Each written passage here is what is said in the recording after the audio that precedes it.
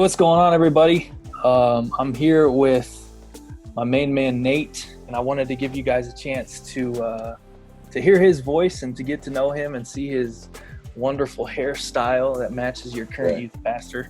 Nate, why don't you just start just with a quick overview of just you? Yeah, I'm Nate Williams from Southwest Kansas. Woo! Yeah. Grew up in Satana, and your youth pastor and I played some basketball against each other, along with some baseball back in the day. Believe it or not, your youth pastor, Cabal.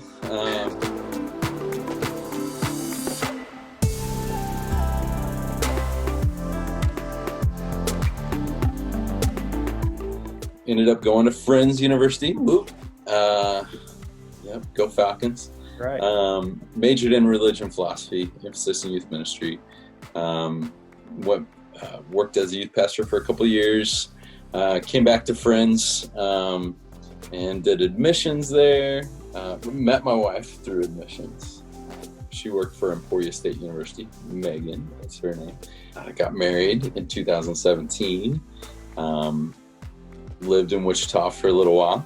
And then moved down to Houston, Texas. Started working for an organization called CSM. Some of y'all may know that. May even know me from that. Woohoo! But yeah, CSM did that for a while. Thanks to COVID, CSM had to shut down, unfortunately. Since then, I've been doing some carpentry and remodeling for some folks around Houston, and having a lot of fun doing that. You mentioned working at CSM Houston, and like you said, some of our kids might remember you. I know they do, and I wanted to ask you about that too. Like, what do you remember about our group coming? Is there anything specific that you remember about our guys and girls? There's a couple things. I mean, there's nothing like Kansas, just hospitality. Y'all came down here, and I felt like, yeah, these are my people. It was a joy having y'all here. So that's number one. Number two, worship was awesome. My wife and I actually just yesterday, we were looking through old photos and stuff on our phones, and she found a video of worship night when y'all were here. And so, yeah, the worship was really, really good. The other major thing, so that was number two. Number three, after y'all left, each person in the group wrote me a card, and that meant a lot. So, yeah, just the thoughtfulness and purposefulness of your group here in Houston was very impressionable. So, thank y'all for coming. Oh man, that's cool. I have great memories of that trip, man, and you and your staff, man. It was good stuff. So yeah, now fast forward 2 years from that, and we're doing another spring break trip. And Nate Dogg is involved again. What are you most looking forward to about this trip coming up in March? I think for me, what I'm most looking forward to is being in Colorado. No, I'm just kidding. That's a huge plus. But no, I really love spending time with youth. I love being able to communicate truths that I've learned through my life, and I don't know it all.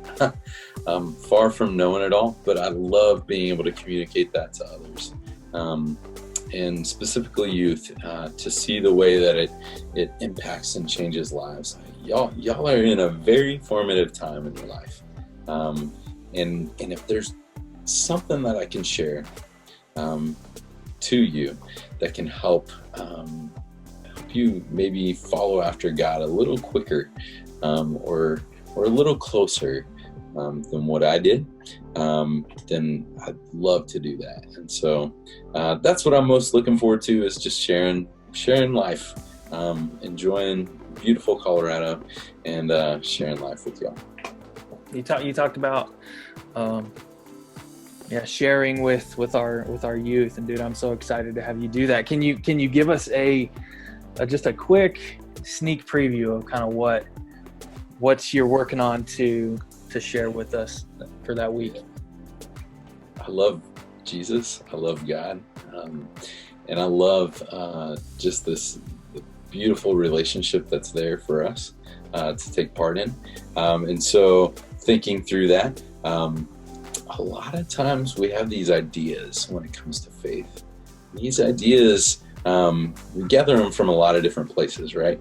But those ideas, sometimes they're maybe just a little bit off. And it's not just our generation. Whenever Jesus came here on earth, same thing was happening, you know? People in religious circles, people of faith, had these ideas and they were a little bit off. And so a lot of what Jesus did was flip those ideas on their head. And so my hope is to take some of these ideas about faith, hope, love, maybe truth, grace, some of these words that we just toss around in faith because they're normal in faith, right? And redefine them, rediscover what does it mean to truly have faith? What does it mean to truly have hope? What does it mean to truly experience love and to give that love? I'm excited in the ways that God is moving this in my life, and I'm excited to share that with y'all and see the ways that He moves it in your life. Dude, I can't wait. It's gonna be unbelievable, man. You guys, Nate is the man, and he's gonna be bringing it all week, and I'm super pumped. Last question. This one's not on the script, but how long did you live in Texas before you started saying y'all so much? Oh man, it's quick. Yeah, if you say you guys down here, people look at you weird. So I didn't want people looking at me weird, so it was pretty quick. Within about a month and a half, I was saying y'all. So. All right. Okay. Well, it's good to know that you're so easily influenced by your surroundings. So we'll try to get you back in Kansas mode a little bit when you're with us. That sounds great, Michael. All right. Well, thanks very much, Nate. We can't wait to get to be with you in Colorado, man. Oh, thanks. It's my joy and my pleasure.